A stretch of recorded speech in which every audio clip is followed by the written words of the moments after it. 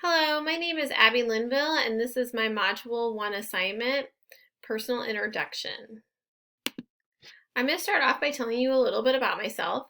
I'm originally from Davenport, Iowa. I moved to the Kansas City area about 15 years ago.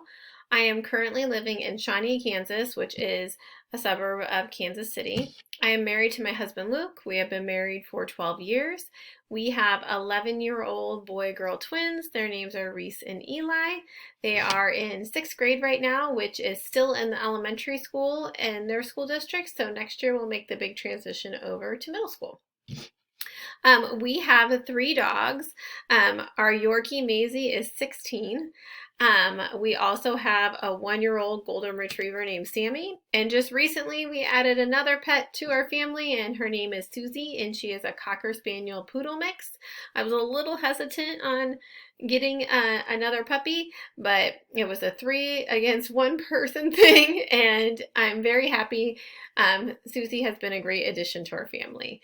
I currently work in Turner USD 202, which is a small school district in Kansas City, Kansas. I taught 1st grade for the first 10 years that I was in Turner, and then 5 years ago I made the transition over into the instructional coach role. I spent the first 4 years as an instructional coach working with 2nd and 3rd grade teachers, and this year I transitioned over into the kindergarten 1st grade role, and it has been really great to get back into the primary setting. Just last week I got the opportunity to join a kindergarten class on their field trip, and let me tell you, the pumpkin patch with 17 5-year-olds is truly a joy. It's so much fun. Lots of work. Went home really tired that night, but it's great to get a chance to be back in with the primary grades for sure.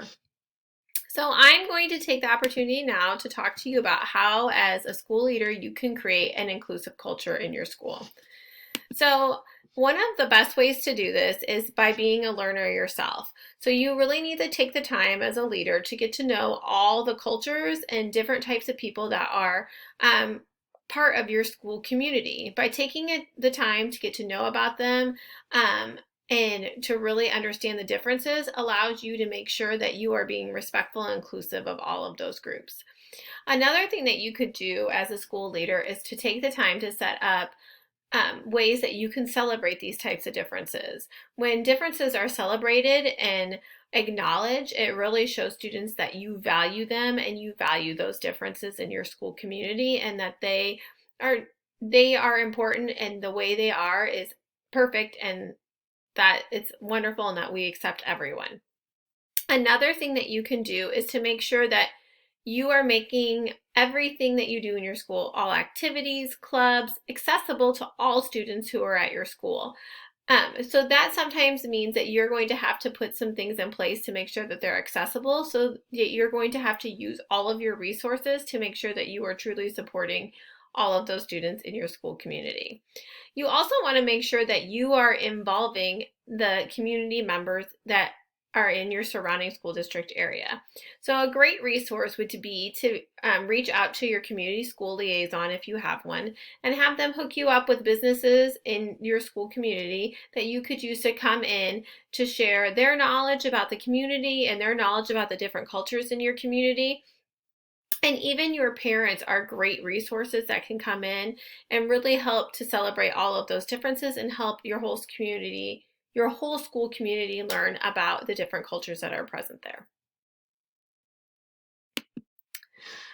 We also need to make sure as a school leader that we are working to make sure that our teachers and us ourselves are being advocates for our students. So one of the ways that we can do this is by encouraging teachers to have really high expectations for all their students. That doesn't mean that we're going to set the bar like super high, but you want to make sure that you are setting the bar high enough that all children understand that you believe that they can achieve it. When students know that some adult in their school really truly believes in them, you're going to see a higher performance level out of them. You also want to make sure that you are taking the time to make everything in the curriculum accessible to all students. That means that you're going to scaffold their learning in the appropriate way so that they can work at the level that they're at and then work just a little bit higher level so that every time they're all working towards building that growth. You want everybody to have a chance to be successful in the classroom. You also want to ask the students for feedback. You want to hear what they're feeling about your school community and what they're feeling about the educational practices that are taking place there. So asking students for feedback really makes them feel like they are valued members of the community, and it gives you great ideas to help your students um, be supported as they're learning in your school. Here are some ways that you can ensure equitable treatment. So, the first way is to use inclusive language. You want to make sure that the language that you're using is respectful to all cultures and types of people that are in your school. And you also want to make sure that you're offering every student the academic supports that they need to be successful. You want to make sure that you're making the adjustments for all students and that everybody is getting what they need and deserve. And differentiated instruction is a great way to do that. By targeting specific skills that students need in a way that is presented best for them, is a great way to make sure that the curriculum is accessible to all students. You also want to create a flexible learning environment. Students all learn at a different rate. That's why differentiation is so great, because it also allows you to make adjustments for each student and the ways that they learn. You also want to work on changing negative assumptions. So one of the ways to do that as a school leader is to be a positive role model.